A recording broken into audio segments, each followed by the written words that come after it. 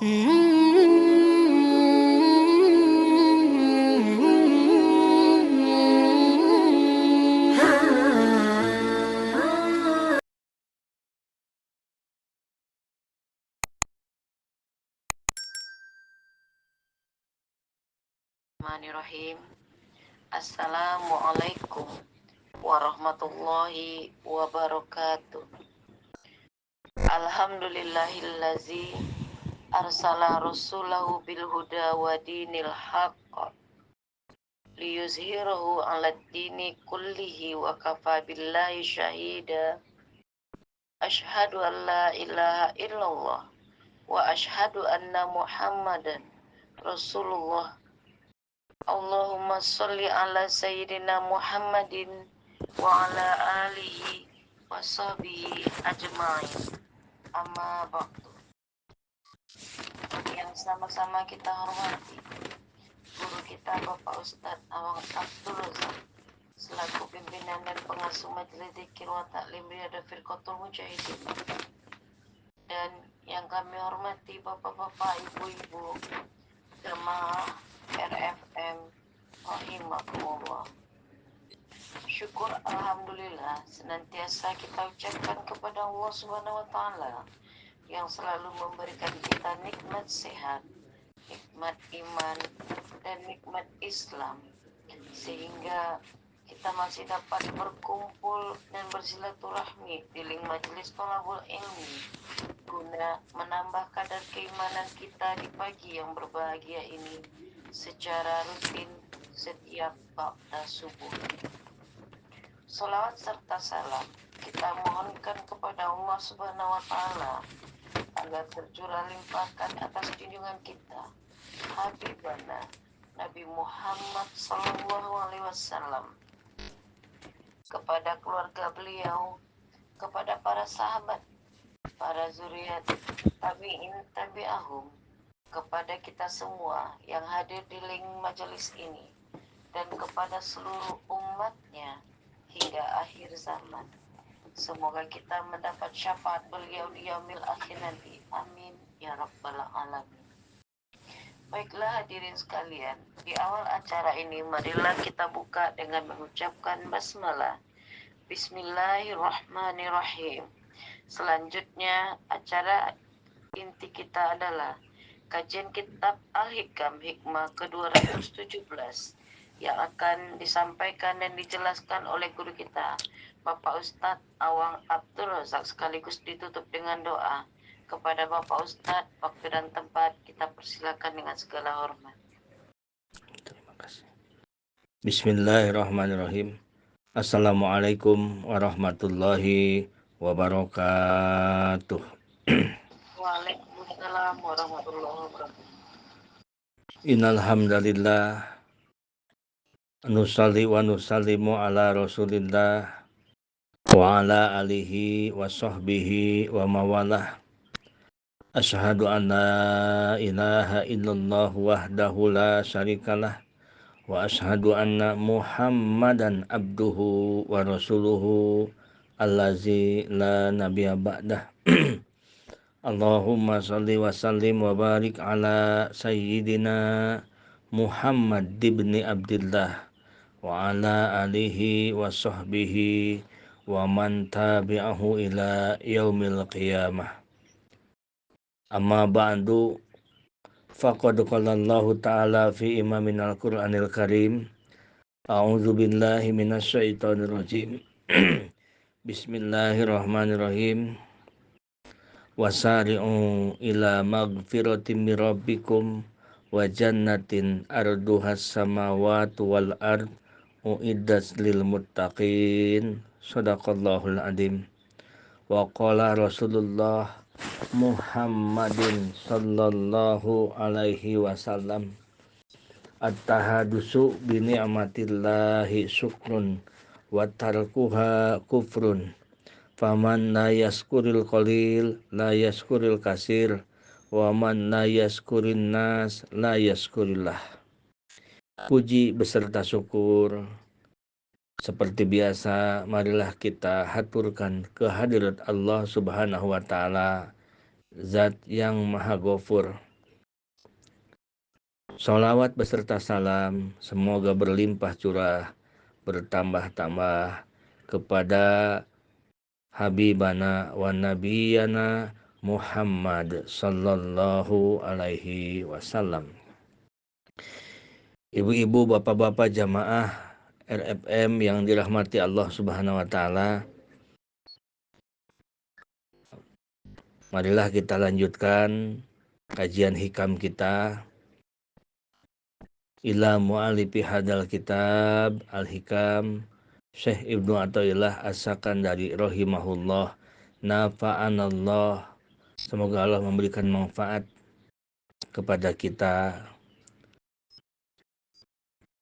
biulumihi, dengan wasilah ilmunya Syekh, wa barokati amalihi, dan berkah amalnya Syekh, wa asrarihi, dan sirnya Syekh, serta semoga Syekh di alam barjahnya qadasallahu sirrahu. Al-Fatihah. A'udzubillahi minasyaitonirrajim. Bismillahirrahmanirrahim. Alhamdulillahirabbil alamin, arrahmanirrahim, maliki yaumiddin. Iyyaka na'budu wa iyyaka nasta'in. Shiratal mustaqim. Shiratal ladzina an'amta 'alaihim ghairil maghdubi 'alaihim waladdallin. Bismillahirrahmanirrahim. Hikmah yang ke-217. Ini lanjutan hikmah yang semalam, yaitu 216. Sebetulnya kalau semalam ikut masuk link, tentunya sekarang akan lebih mengerti. Tetapi kalau semalam tidak ikut, pasti agak-agak gak nyambung lagi nih, susah lagi. Al-waridu ya'ti min hadrati kohar. Warid, limpahan karunia, datang dari sisi zat yang maha mengalahkan. Li ajli zalika la yusadimuhu syai'un ila damagoh. Oleh karena itu, semua yang berbenturan dengannya, semua yang berbenturan dengan al-qahar pasti hancur. Bal nakzipu bilhaq, nakzipun bilhaq. Sebenarnya kami melemparkannya kepada yang batil, melemparkan yang hak kepada yang batil, dikalahkan yang batil oleh yang hak. Lalu yang hak itu menghancurkan yang batil, maka dengan serta merta yang batil itu lenyap. Fayad magu faida huwa zahikun. Dalam Al-Qur'annya ada waqul ja'al haqqu wa zahaqal batilu waqul ja'al haqqu wa zahaqal batilu wa zahaqal batilu innal batila kana zahuqa. Itu dalam Al-Qur'annya. Lenyap.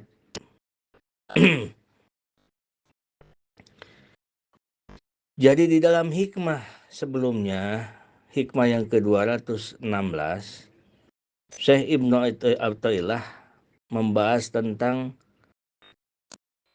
ada yang masih ingat ibu-ibu? Tawarkan. Tawarkan apa katanya? Coba, ada yang masih ingat nggak? Tawarkan. Tawarkan apa? Ibu-ibu, ada yang masih ingat? Halo? Pata'arrodu linapahotin. Tawarkan. Tawarkan apa katanya ibu-ibu? Halo? Lupa. Waduh, baru. Tawarkan dirimu. Nah, terus. Lanjut tuh ya. Iya. Untuk mendapatkan hadiah dari Allah. Ini baru namanya jamaah top. Berarti dicatat nih. Bagus nih. Oh, baru semalam udah lupa. Waduh, bagaimana nih? Aduh, Masya Allah. Tawarkan dirimu untuk mendapatkan hadiah dari Allah. Nah, tawarkan dirimu untuk mendapatkan hadiah dari Allah. Jadi hidayah itu perlu dijemput. Maksudnya yang perlunya itu kita, bukan Allah. Kalau Allah nggak perlu. Bodo amat kita mau jemput mau enggak juga. Cuman kita yang perlu jemput. Jangan berdiam diri. Tawarkan dirimu agar kamu mendapatkan hadiah dari Allah. Dengan apa menawarkannya? Coba ibu-ibu, ada yang ingat lagi? Dengan apa kita menawarkannya? Halo? Dengan zikir Pak Ustadz. Ya, bagus. Oh, mantap Pak Sugeng nih. Dengan zikir, dengan baca salawat, dengan ibadah-ibadah, dengan melakukan, dengan dekat dengan orang soleh, begitu kan? Nah, itu adalah cara untuk menawarkan diri kita agar kita ini mendapatkan hadiah dari Allah, agar kita layak mendapatkan hadiah dari Allah. Kalau kita ingin ditolong Allah, posisikan diri kita orang yang layak ditolong oleh Allah. Nah, kalau kita ingin disayang Allah, posisikan diri kita jadi orang yang memang layak ditolong Allah. Dengan memperbanyak zikir, sholawat, baca Quran, dengan merenungi maknanya, berkawan dengan orang-orang yang soleh, memperbanyak membaca kisah-kisah hidup orang soleh, para solihin. Lalu dari situlah Allah akan mendatangkan ke hati kita kuwatul mahabbah atau kuwatul khasyah, kekuatan mencintai Allah dan kekuatan takut dengan Allah Subhanahu wa taala. Nah, itu hikmah yang kemarin. Jadi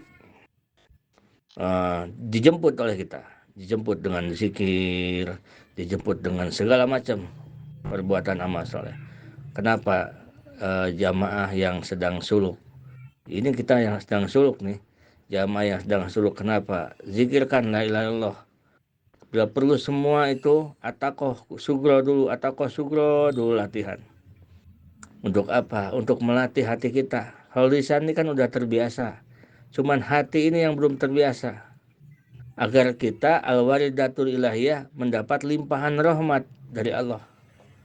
Min hadrati kohar. Yang diberikan kepada kita dari hadrati kohar. Dari Allah yang maha kohar. Al-kohar. Al-Qahar itu kan kita tahu di dalam Asmaul Husna sudah beberapa kali kita bahas. Al-Qahar huwa allazi yaqsimu al-a'da'a wa yaquruhum bil api amatati wal izlal.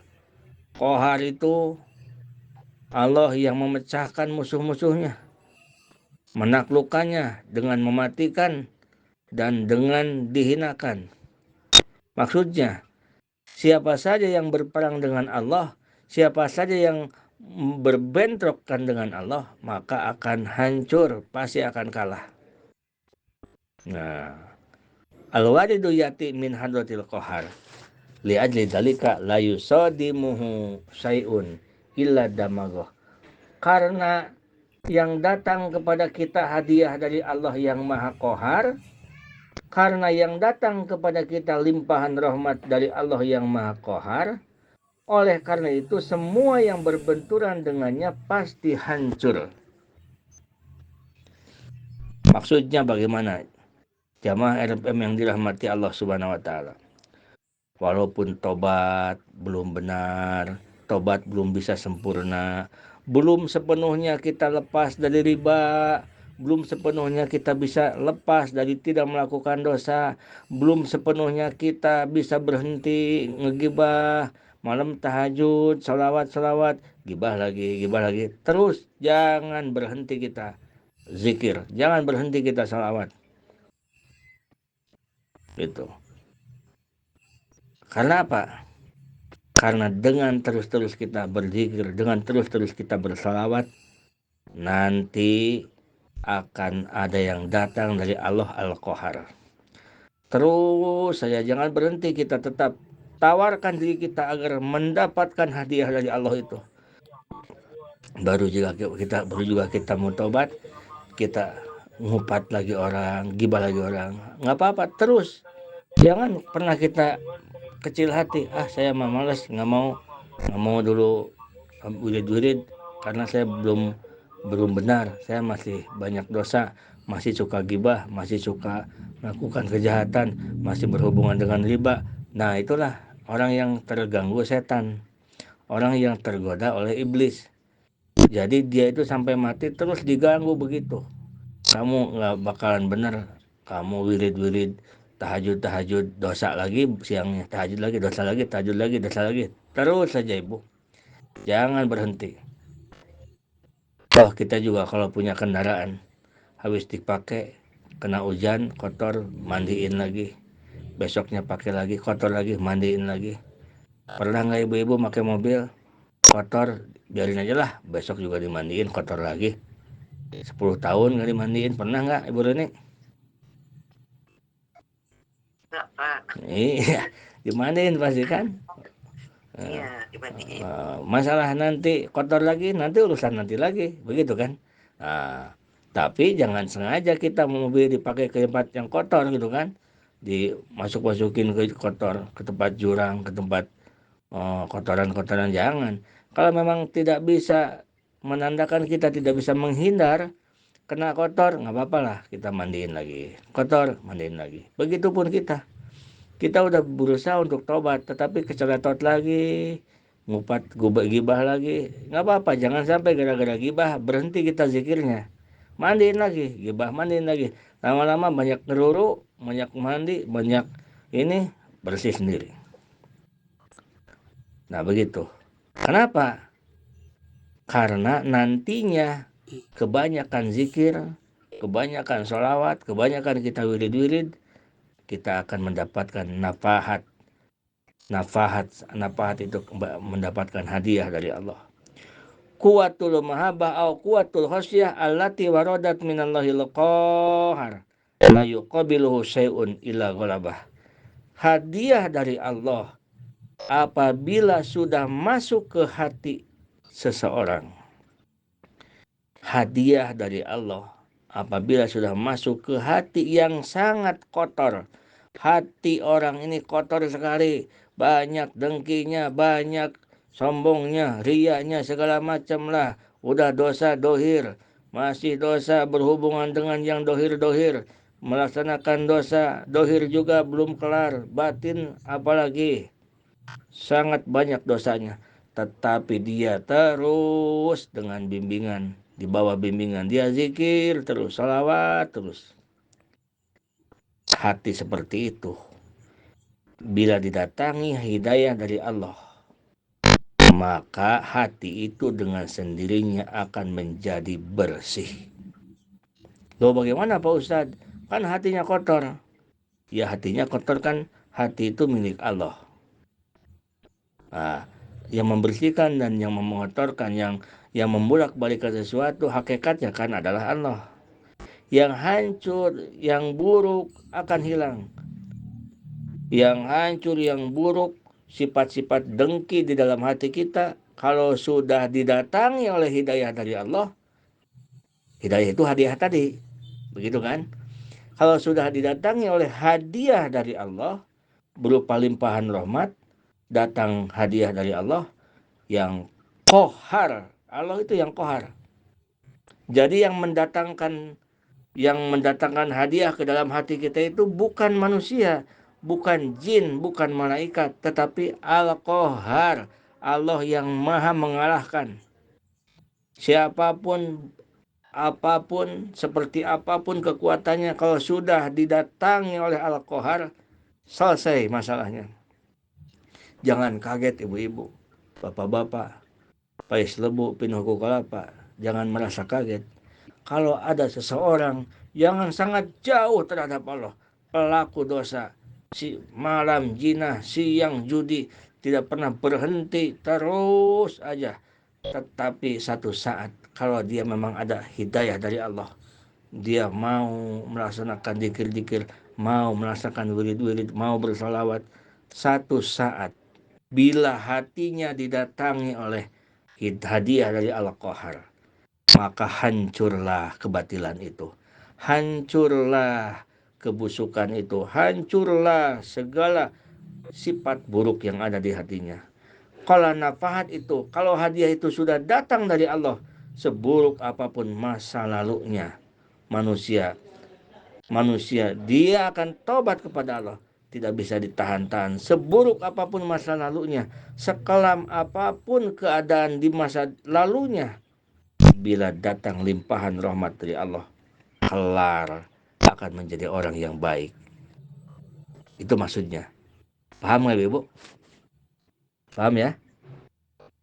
Paham, Pak. Nah, itu yang dimaksud. Itu yang dimaksud dengan hikmah yang ke-217. Semalam kita menceritakan cara menjemputnya dengan ini. Sekarang dikuatkan dengan apabila penyakit hati masih banyak di hati kita, betapapun kotornya hati kita, tetapi lisan ini masih mau dibimbing oleh orang-orang, oleh kitab, oleh ulama, lisan ini masih mau wiridkan ini, masih mau wiridkan ini, masih mau. Jangan kecil hati, karena yang akan mendatangi hati kita bukan manusia, bukan jin, bukan malaikat, tetapi Al-Qahar, Allah. Begitupun dengan masalah kita. Jika masalah kita, betapa besarnya masalah kita, tetapi kalau hati kita sudah hijrah kepada Allah, jangan merasa takut, karena yang akan menolong kita bukan manusia, bukan malaikat, tetapi Al-Qahar, Allah yang Maha mengalahkan. Nah, itu maksudnya. Oleh karena itu di dalam Al-Quran, wa qul ja'al haqqu wa zahaqal batilu innal batila kana zahuqa. Katakan oleh Muhammad, telah datang yang hak. Apabila datang yang hak, hancurlah yang batil. Nah, ngerti ya? Apabila ke dalam hati kita datang yang hak dari Allah, hidayah dari Allah, seburuk apapun hati, seburuk apapun perilaku manusia, bila Allah beri hidayah, dia akan baik.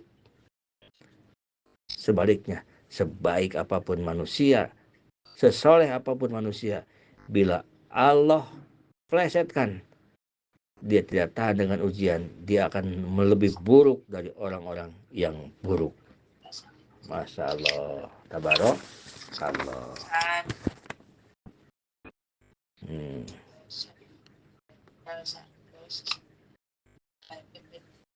Nah, li'annaha hakun, karena kekuatan cinta kepada Allah itu adalah hak, benar, nyata. Yang hak itu wasahwatu wal awaidu batilun, sedangkan syahwat, keinginan-keinginan yang tidak benar, kebiasaan-kebiasaan yang buruk, awaid batilun, itu kebatilan. Idza ja'al haqqu wa zahaqal batila batilu, di mana datang yang benar, maka hancurlah yang batil.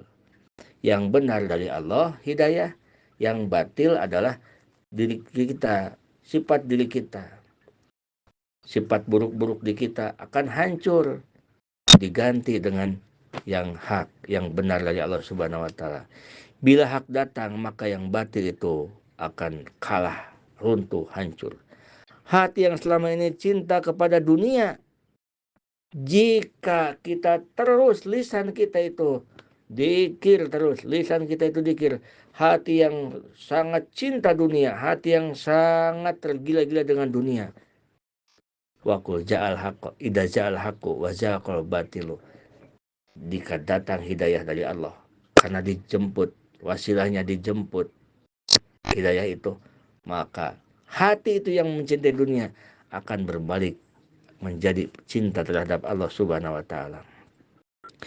Hati yang selama ini dia punya penyakit dendam, punya penyakit dengki, punya penyakit was-was dan takut dengan keadaan yang akan datang yang belum terjadi. Kita sudah takut dengan keadaan dihantui dengan keadaan yang tidak baik. Bila datang limpahan rahmat hidayah dari Allah, dia akan merasa tenang, karena dia tenangnya dengan Allah. Bukan tenang dengan siapa-siapa, bukan tenang dengan uang, bukan tenang dengan suami, bukan tenang dengan banyak orang, bukan tenang dengan guru, tetapi tenang dengan Allah. Karena dia tahu jika Allah menolong, tidak susah bagi Allah. Itu Bapak-Bapak Ibu sekalian. Jadi kesimpulan, jangan pernah berhenti dan jangan pernah putus asa. Terus kita berjuang terus. Lisan ini gerakan untuk berzikir kepada Allah. Lisan ini gerakan untuk sholawat kepada Rasulullah. Lisan ini, mata ini gunakan untuk baca Al-Quran satu saat.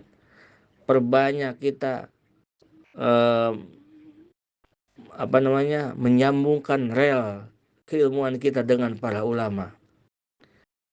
Perbanyak kita mendengarkan tausiah. Itulah cara-cara untuk menjemput hidayah. Walaupun itu tidak akan menjadi sebuah hidayah, tetapi itu sudah menjadikan ciri akan mendapatkan hidayah, karena dia sedang menjemput hidayah tersebut. Walaupun Allah mampu, orang yang tidak pernah zikir kalau Allah baik kan baik. Banyak orang yang kafir sekaligus yang bukan Islam, kalau Allah berikan hidayah, dia langsung baik luar biasa. Jadi kalau begitu tidak usah dijemput dong Pak Ustadz. Kan itu kalau Allah kehendaki baik, dia dari non muslim jadi muslim. Nah, karena kita tidak tahu seperti apa Allah akan memberikan hidayah itu, maka kita berikhtiar menjemput hidayah. Kan ibu juga tahu kalau yang ngasih makan itu Allah. Walaupun kita tahu yang ngasih makan itu Allah, tetapi kan tetap kita mencari uang, mencari usaha, mencari ini. Karena apa? Karena tugas kita itu hanya ikhtiar. Selebihnya dan kesimpulannya terserah Allah. Allah yang akan menentukannya. Begitu. Termasuk hidayah pun milik Allah. Sebagaimanapun ibu mendidik anak agar anak ibu mau nurut, mau soleh, ibu hanya sekedar dikasih oleh Allah kesempatan mendapat pahala dari ngurus anak, mendidik anak, bukan untuk menjadikan anak jadi anak yang soleh. Tidak akan bisa. Kalau ibu bisa menjadikan anak ibu soleh, orang yang akan pertama bisa menjadikan anak soleh berarti Nabi Nuh. Tidak akan terjadi seperti Nabi Nuh. Begitu kan?